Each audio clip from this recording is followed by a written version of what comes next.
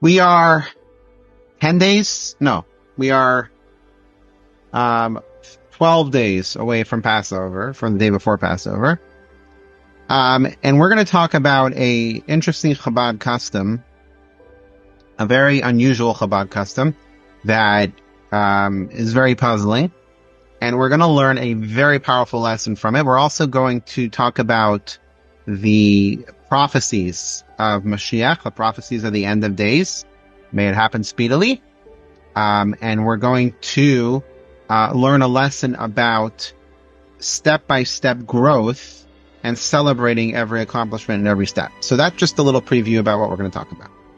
But let us go into this Chabad custom first. That's going to be the beginning of our class. So I'm not going to read the text on the screen. I'm going to paraphrase it, but you're welcome to read it. But the tradition goes like this. When you make matzah, well, let's actually start with the question of what is the closest thing we eat on Pesach to chametz? In other words, we all know we're not allowed to eat chametz on Pesach, right? What is the closest thing that we eat to chametz? What is the closest thing we eat on Pesach that is almost or close to chametz? And that is matzah. Matzah is made up of flour and water, and if it rises for more than 18 minutes, it becomes chametz. If you eat a potato or a sweet potato or almonds or fruits and vegetables, there's no chance of it becoming chametz. It's just not chametz. You're safe.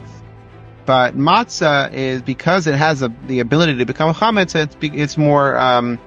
it's more strict, and we have to be extra careful to make sure that the matzah that we eat is actually matzah and kosher for Passover versus chametz. In fact, when you buy store-bought matzah, the square matzah, make sure sometimes they sell matzah that is actually not meant for Passover. It's just shaped like a matzah, but it has ingredients that will, it's not careful with the Passover restriction. So just make sure that just because it's matzah, it actually says kosher for Passover on it. It's just a sign note. Yeah, so matzah used to be made by egg, wasn't kosher for Passover. Is it still not kosher for Passover? Matzah made by who? With egg in it. Egg matzah could be kosher for Passover. It could be. With egg in it? Oh, okay. Because at one time it wasn't kosher. You just have to look at the kosher symbol. Oh, okay. Thanks. Now, what happens if there's flour kernels that don't become absorbed or don't bake when they're baked in the oven? What happens? So let's assume there's a few specks of flour that doesn't actually bake when it's in the oven, and now you have it as a matzah, and you mix it with liquid, specifically water, either through cooking or whatever else you do with the matzah. So there's a chance that it could become chametz.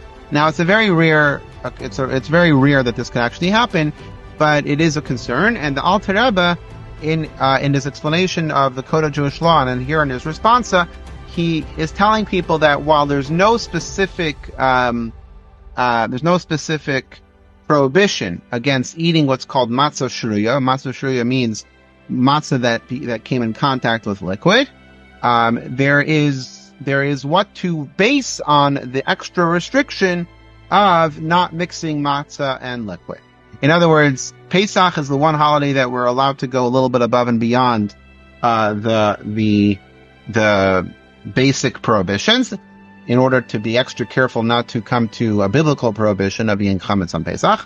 So not eating matzah that has come in contact with liquid is one of those ways of being extra careful. And Chabad has adopted this extra precaution of not mixing matzah and liquid.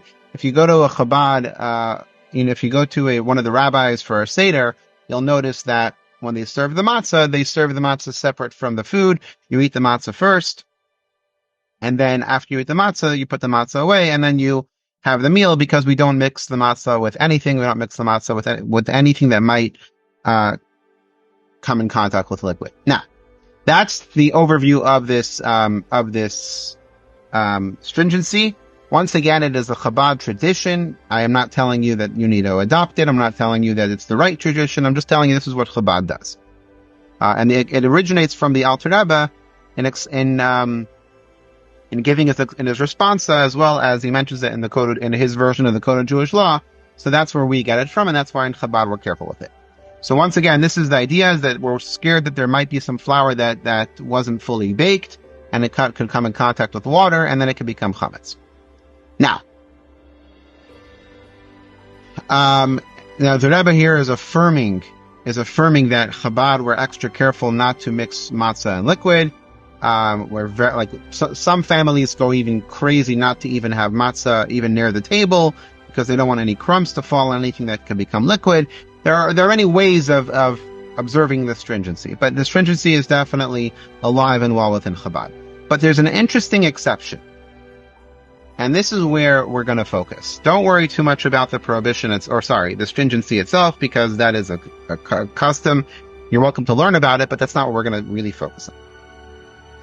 The Alter Rebbe writes that, and he hints to this, that on the last day of Pesach, on the 8th day of Pesach, you're actually allowed to be lenient with this tradition, and you're allowed to mix the matzah with liquid. Now, let me explain what this 8th day of Pesach is.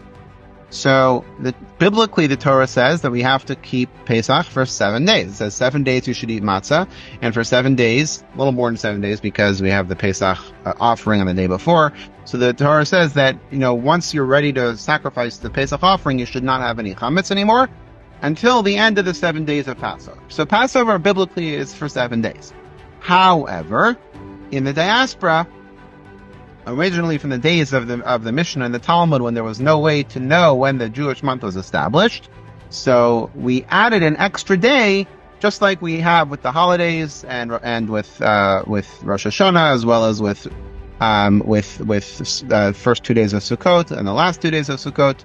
So Passover is no different, where we add an extra day as a way of honoring that tradition of, in the diaspora, not knowing if the month was established, and therefore, as an extra, as a precaution, we would observe an extra day of Yom Tov, of the holiday, which means that we actually have 8 days of Passover outside of Israel.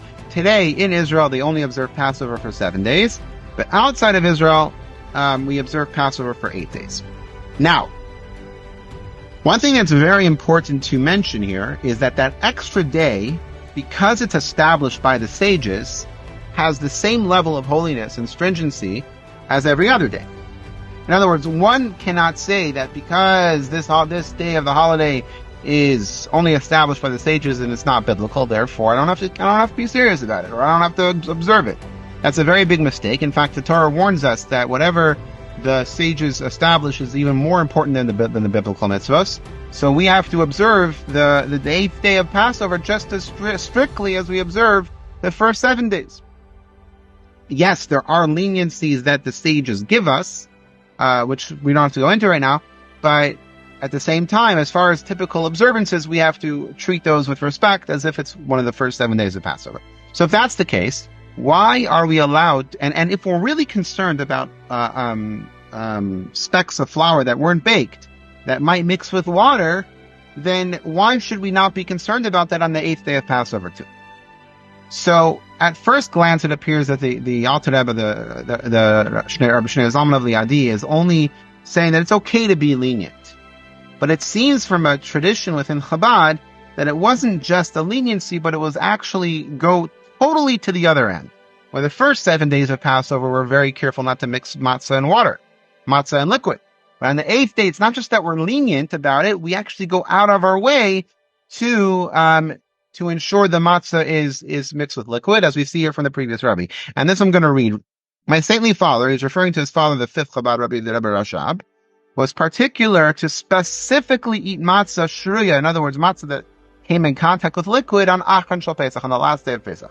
The entire Passover, he was particular not to eat matzah together with any other type of food. On Achan Shal Pesach, he would do so deliberately, exhibiting this custom in public. He would eat matzah with the fish, with the soup, and with the meat. He would eat matzah with everything, something that would not be done in the first 7 days. Now, this was still considered to be a secret. In other words, even though the previous Rabbi is saying that he would do it in public, he would do it publicly for those that were very close to him, but it was still not known. When the previous Rabbi told Chassidim this, they were shocked that in Chabad there's actually one of the rebbes was so lenient with a custom that we're very strict with, a stringency that we're very careful with. So it was a little bit of a shock, or a bit of a it struck a little bit of a nerve when the Hasidim heard about this. Now the Rebbe actually, before we get into this piece of Talmud, the Rebbe actually introduced this tradition of the 8th day of Passover to the public. Within Chabad, it was only of the Rebbes and those that were very close to the Rebbe that knew about the tradition to break the stringency on the 8th day.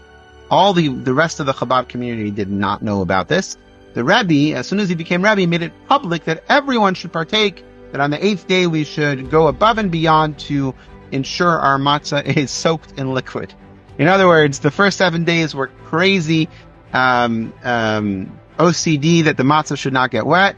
And on the 8th day, we go just the opposite, where the matzah has to be completely involved in the liquid. Now, there are I have a brother-in-law that is very careful about his observances and his customs.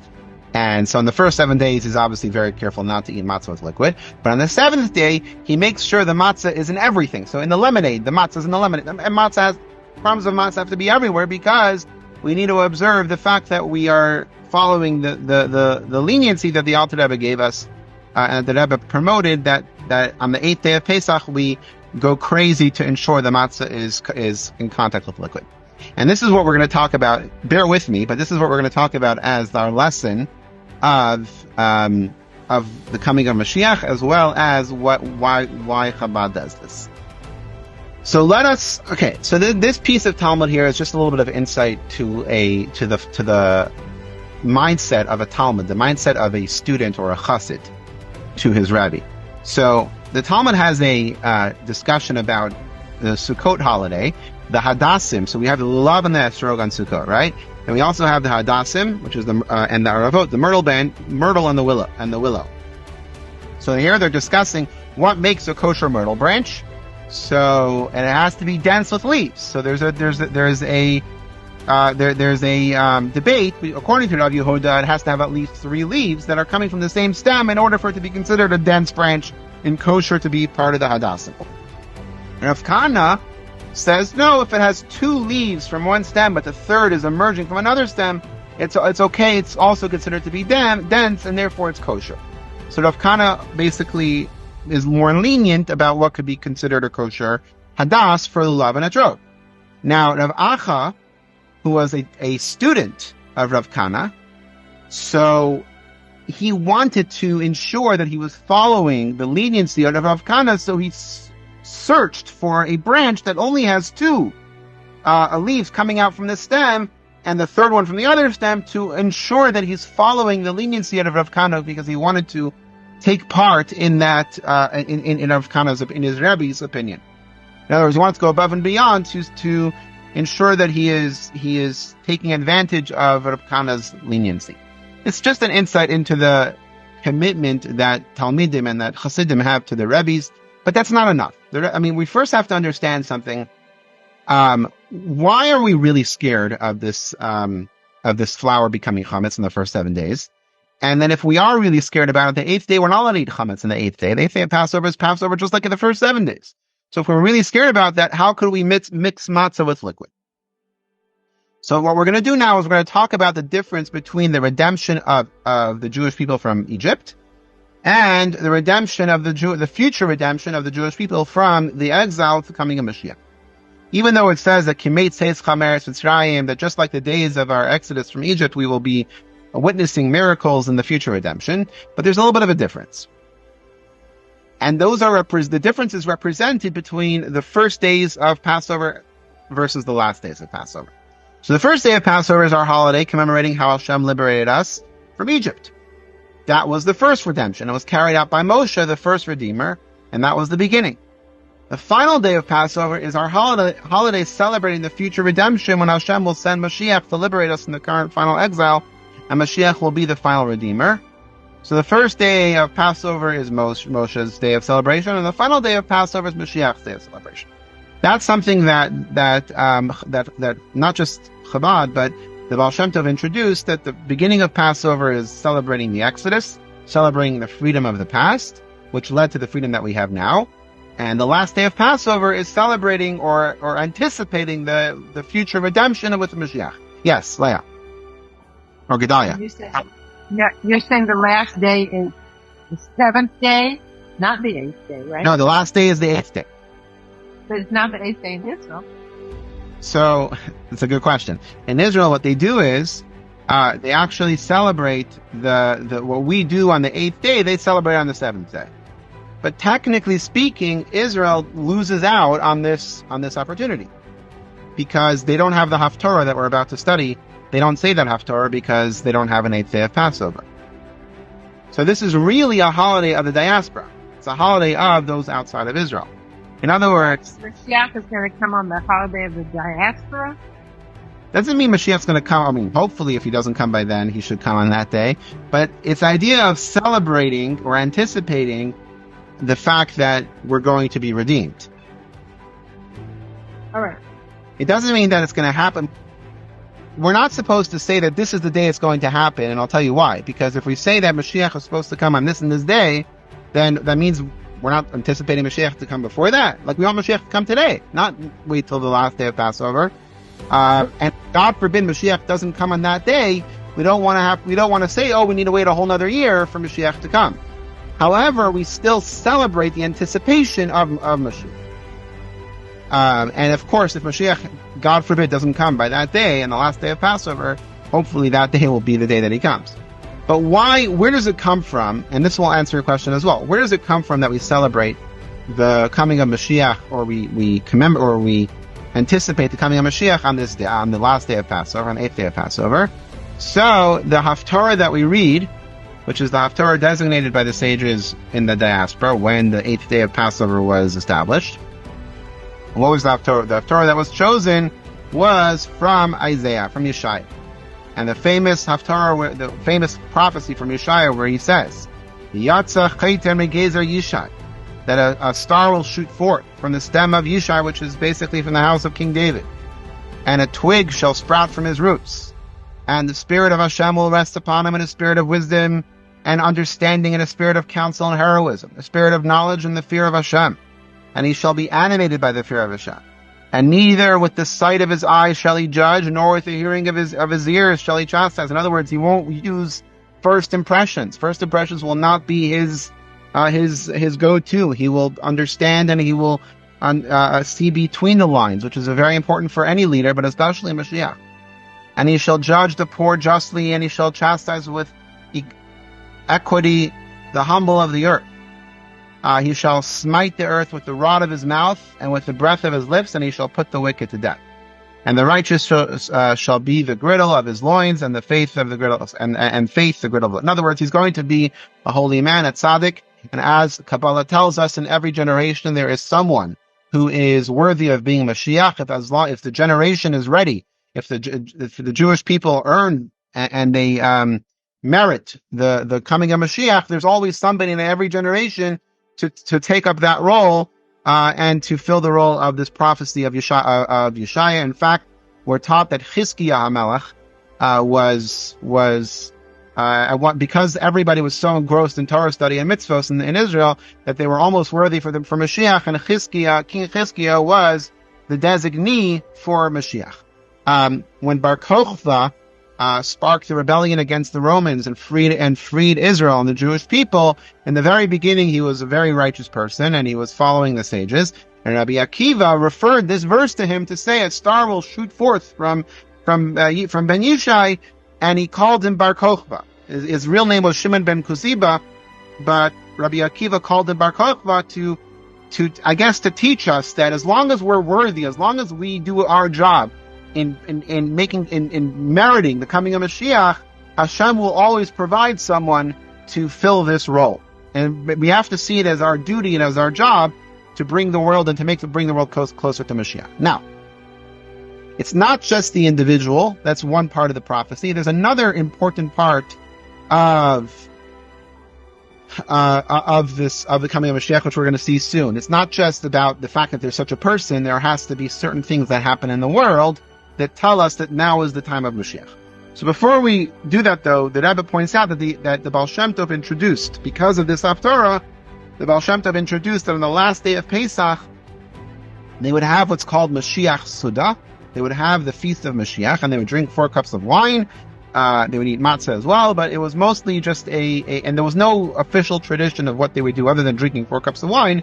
But the idea is to celebrate the fact that Mashiach's spirit and Mashiach's radiance is revealed on this day, and let's hope that it actually becomes the reality. That was the Baal Shem Tov's introduction, and Chabad takes this on very seriously, and that's why on the 8th day of Pesach we have, whether we're in the synagogue or whether we're at home, we have what's called Mashiach Suda. Now, let's go further to the prophecy. So, when it's talking about Mashiach, one of the differences that will happen when coming a Mashiach versus the exodus from Egypt is that we will not leave in haste. And not in a flurry of flight shall you go. Hashem goes before you, and your rear guard is the God of Israel. So now, what is Yeshai referring to here, according to the commentaries? Is that in the days of Egypt, when the Jewish people left Egypt, they had to run. They had to run for a few reasons. One, they had to run because the Egyptians were changing their mind. And they eventually did change their mind, and they chased after them. So they were still in danger. Until they were completely free of the Egyptians, and completely free of the threat, they were still in danger, and therefore they had to run, they had to move quickly. When you're escaping something, and you're escaping a negative situation, the danger is always there until you're 100% free of that danger. So they had to run quickly, and that's the whole story of the matzah, is how they didn't have time to bake the bread, as we always tell the kids. So there was a running, or there was a flight involved, a flight in terms of running quickly away from the Egyptians. But there was also a spiritual impurity, as it says that the Jewish people or the Israelites were steeped in idol worship and other forms of impurity, and therefore they had to leave at that moment, because had they stayed for even one more second, they would have been so in depth in the impurity, they wouldn't be able to redeem themselves from it. They wouldn't be able to get out from it. So therefore they had to leave in order to escape the spiritual impurity. When Mashiach comes, however, there's going to be no evil to escape. And this is the key, this is the punchline here. This is one of the punchlines. The whole world is going to be elevated to a level of holiness and a knowledge of God that we won't be escaping anyone. There won't be a good guy and a bad guy anymore. There won't be a villain anymore. We're going to go to Israel, but we're not going to be escaping anyone. The whole world will be elevated. And that's why it says there's going to be nobody chasing after you other than God. There'll be God behind you. In other words, there's going to be no other negative element or negative force behind you, and that's going to be one of the major differences of the time of Mashiach. And here's another proof to that from Zechariah. This we do not read on the last day of Passover, but it's nevertheless a prophecy from Zechariah. And it says, and it shall come to pass that on that day, Hashem says, I will cut off the names of the idols from the earth, and they shall no longer be mentioned. Also the false prophets and the spirit of impurity, I will remove them I will eradicate the impurity from the earth. He does not say, I'm going to kill the people. Many religions and many beliefs, it's all about, the bad guys, getting what's coming to them, and the good guys are victorious. That's not what's going to happen when Mashiach comes. It's the evil within people is going to disappear. And the punishment, so to speak, is going to be the fact that we're going to look back at ourselves and how stupid we were in falling for the evil and negativity or whatever it is that we engaged in, because we're going to see the light and see the truth and see the revelation behind it, and that's going to be painful enough, and therefore there's going to be no need for any punishments. So therefore, there's no negativity to run away from. There's going to be no more evil, and it also says there'll be no more death. So our emergence from the exile into Israel is not going to be away from the bad guys. It's going to be an elevation, but the whole world is going to be good. And what's the ultimate proof of this? I guess we'll just take a look at this graphics. And from Egypt, we had to run away, but when Mashiach comes, the whole world will be elevated. I'm going to come back to this line in a second. I want to first go to this. This right here is the proof that the whole world will be elevated, and there's going to be nothing to run away from. And this is from the Haftarah on the last day of Pesach, from the verses from Isaiah. Famous verses, but this is important. And a wolf shall lie with a lamb. There'll be no more conflict between animals. And a leopard shall lie with a kid, with a goat. And a calf and a lion cub and a fatling shall lie together, and a small child shall lead them. In other words, they're not going to be dangerous to the human being anymore. And a cow and a bear shall graze together. Their children shall lie, and a lion and cattle shall eat straw. And an infant shall play over the hole of an old snake and over the eyeball of an otter. And a weaned child shall stretch forth his hand. In other words, the animals will also enjoy this peace that's going to permeate the world. Now, the Rambam points out that this is a metaphor, that this is the nations of the world that are usually eating each other up like wolves and lambs and like animals, and they're fighting with each other. And it's basically saying that the nations of the world will be in peace. But the Rebbe disagrees with the Rambam. The Rebbe's talk says that that's just in the very beginning. But ultimately, when Mashiach is, when the era of Mashiach is fully revealed, then this is actually going to be a literal prophecy, and the animals will join in this spirit of Mashiach. So, in that being the case, the idea of Mashiach is that there's no negativity, there's no possibility for negativity. So now let's go back to our question. Why in Chabad are we so lenient with this idea of mixing matzah with liquid? So, when we're celebrating the Exodus from Egypt, or we're celebrating Moshe's victory, or celebrating the first Exodus, so we had to run away from Egypt. We had to worry about the negativity. We had to worry about ego. We had to worry about things that are still within the human identity that could be bad. And we had to work with ourselves. We had to elevate ourselves. We had to refine ourselves. And that's why we don't eat chametz, because chametz represents ego. Chametz represents the negativity. Chametz represents the pompous air that could sometimes inflate towards negativity. And we want to eradicate that. And therefore we want to be extra careful that we don't fall into the trap of chametz, and that little piece of flour should not become chametz. And that's why for the first 7 days, when we're celebrating the Exodus from Egypt, we're still careful and we're concerned about that flour becoming chametz. But on the last day of Pesach, when the spirit of Mashiach is shining, what is the spirit of Mashiach? The idea that there is no negativity, there are no possibilities of chametz. So what we want to do is we want to show how this is what Mashiach is going to represent. It's going to be pure of any negativity. Now, we might ask the question, if that's the case, why can't we just eat chametz on the 8th day? If when Mashiach comes, the whole purpose of Mashiach is to refine the negativity, and there's no possibility of ego and no possibility of evil inclination. So why do we just have to settle with wet matzah? Why can't we have chametz? So the answer is that Mashiach's still not here, or at least, in times, let's say last year, the 8th day of Pesach. So hopefully by this year Mashiach will be here. But since Mashiach is still not here, we still have to observe the fact that we can't eat chametz.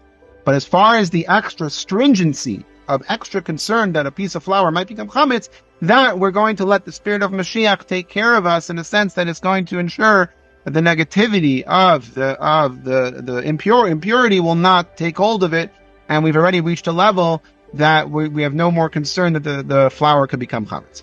So it's more of a representation of the fact that this is the spirit of the sparks of Mashiach that are shining, not fully yet, but they're there, and therefore we're letting that permeate us, or we're letting that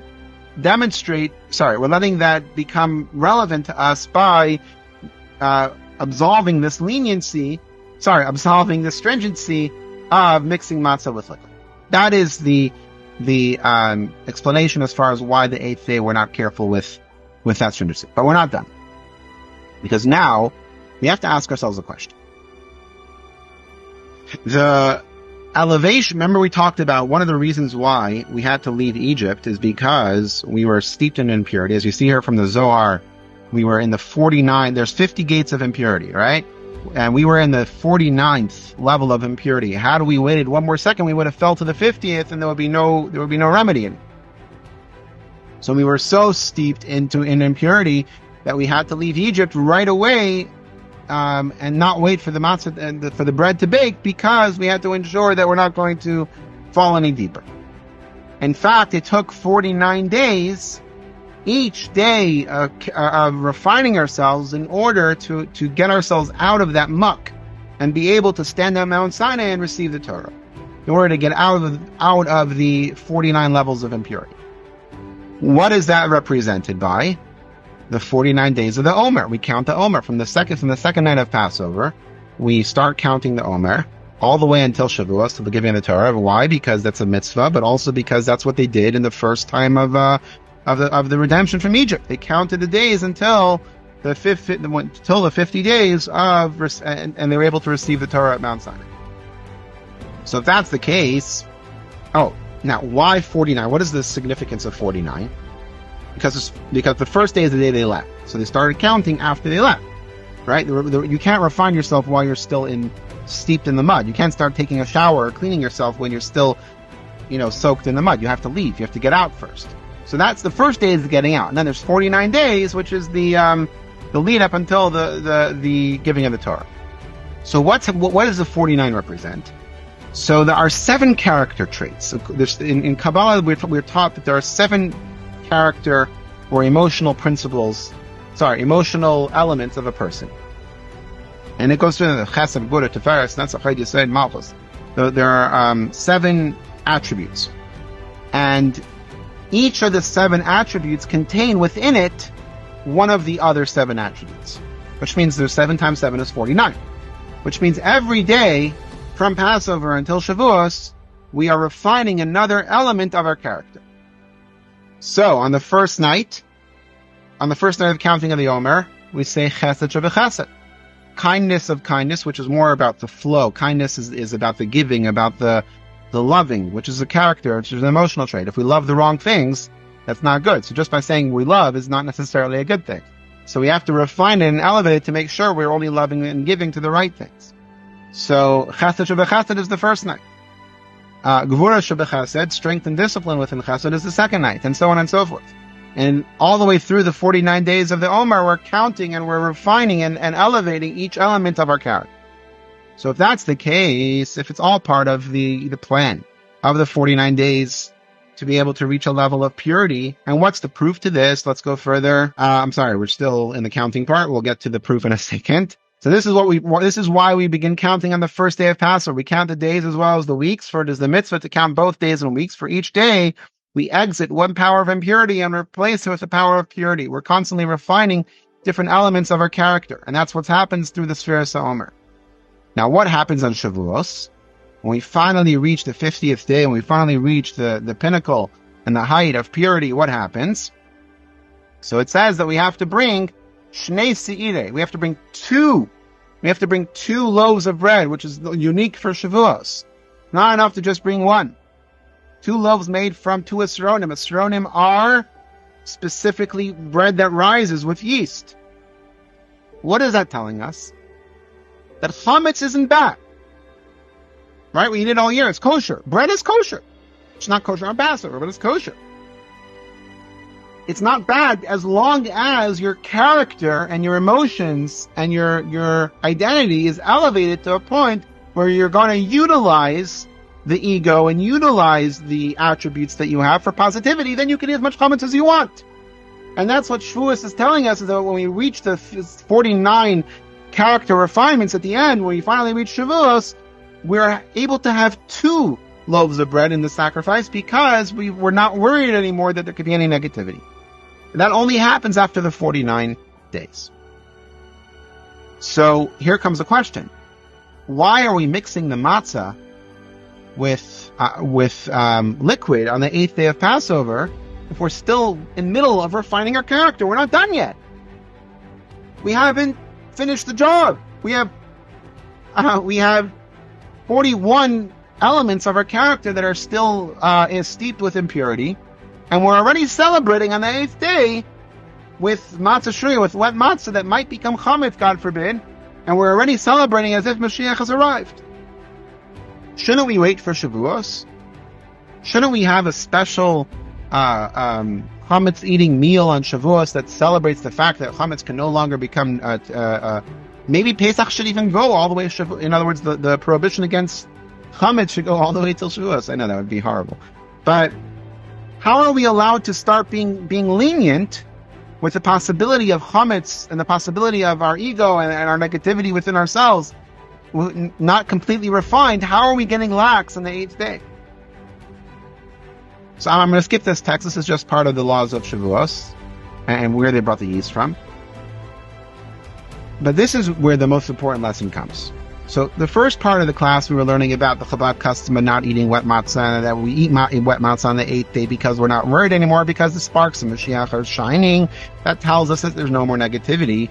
But the fact is, we're still counting the Omer. We still have 41 days to count after the 8 days. So how are we content? How are we okay to mix matzah with liquid? So here's the thing. Every 7 days, we complete a full character trait. So chesed, for example, which is the first character trait, there's 7 levels within chesed, and after a full week, we've refined 1 level. We're not done. We're not even close to done.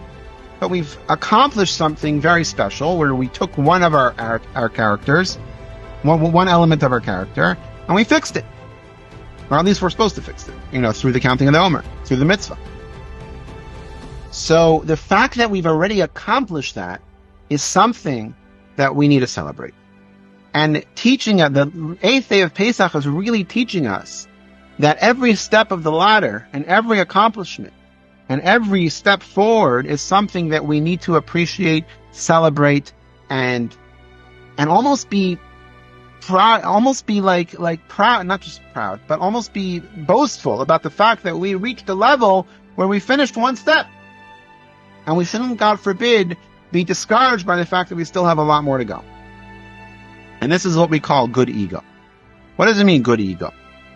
So we bring from the Tanakh, the verse that says that you could lift your heart in the ways of Hashem, Which, what does that mean? Having a haughty heart or having a prideful heart in the ways of Hashem isn't having isn't pride or ego something that's bad? And the answer is no, as long as you are proud of the right things. The truth is that although one must be exceedingly humble, nevertheless, this is from the Alter Rebbe, a person should have some resolve, even if a bit of pride, for if one would not have any pride, they would never engage in the service of Hashem. For they would always belittle themselves, thinking, who am I? I'm nobody. What is my service worth? Does God really care about my one mitzvah? Therefore, we have to have a little bit of pride and self-worth in a sense that we're proud for the fact that Hashem gave us a neshama and gave us the purpose and gave us the mission in this world, and He needs us to fulfill that mission. And He wants us to fulfill that mission. And that is good pride. And that is pride that we're able to achieve through the refining of our characters of the Sfiras Omer. And we are celebrating that on the 8th day of Pesach by saying that we've already achieved 1 level of accomplishment, and therefore we're not as concerned anymore that the pieces of flour could become chametz, because we have the sparks of Mashiach reminding us that the impurity is going to be eradicated from the earth, and the fact that we're reading about the Haftarah on the 8th day of Pesach is already means that we're bringing it to some extent into reality. And number 2, we've had a week to refine 1 level of our character, which means at this point we're already a much better person than we were 7 days ago. And because of that, we're not as concerned that we could fall into the trap of negative ego. And we could be a little bit proud of ourselves. We could be a little bit okay by saying that I have a neshama. My neshama is starting to shine through because I'm refining my character. So the 2 lessons from this class, number 1 is that Mashiach is coming. But ultimately that on the 8th day of Pesach is supposed to give us the shine and the spark of the fact that there will be no more evil. So for all the negativity we see in the world, and it's darkest before dawn, it's the most difficult time before Mashiach comes. But when Mashiach comes, all of this is going to be eradicated from the world, and we acknowledge that by alleviating ourselves of the concern that matzah could become chametz, that the flowers and the matzah could become chametz. But another very important lesson is that we should always celebrate each accomplishment, even if we're not fully satisfied or fully to the point or reached our goal to where we want to get to. We still recognize the fact that we've accomplished something and we're able to do something more than we could do yesterday, because now we're not as concerned that the flower could become a chametz. Now we've refined part of our character, and therefore we need to celebrate that. We need to recognize that accomplishment. And the Torah wants us to make sure that we're celebrating each milestone and celebrating each step of our journey, because otherwise, how are we going to motivate ourselves to move on to the next one? So the fact that we've counted the Omer for 1 week and we've refined 1 element of our character is already leading us to another to another plane, to a higher level. And once again, even at this level, even before we've gone any further, we're already able to taste the sparks of Mashiach, which is why we are lenient with the stringency of not mixing matzah with liquid. And that is represented by the matzah balls, because it's made out of matzah mel. And in Chabad, we don't have that for the first 7 days, but on the 8th day, we have matzah brai, we have matzah balls, and we have matzah latkes, and we have all the other good things that most people get to enjoy for the first 7 days. But we're showing that we've already reached that milestone after 7 days, and the sparks of Mashiach, which is going to eradicate the negativity and eradicate the impurity from the world, and elevate everyone to positive and to peace, is already shining, and we want to take part in that celebration of the coming of Mashiach. So let us hope that by this year, Acharon Shel Pesach, Mashiach should already have arrived. The entire world will be in a state of peace. The wolf shall lie with the lamb. One nation will not lift a sword to another nation, as it says in Isaiah. It's part of the Haftarah as well that we read. And ultimately, we should have peace with everyone, but we should be able to celebrate together in Yerushalayim with our people. So Shabbat Shalom, and I think we're still going to have a class next week, but we're already in the spirit of Pesach, so let us wish everyone a happy and healthy and kosher Passover. Thank you.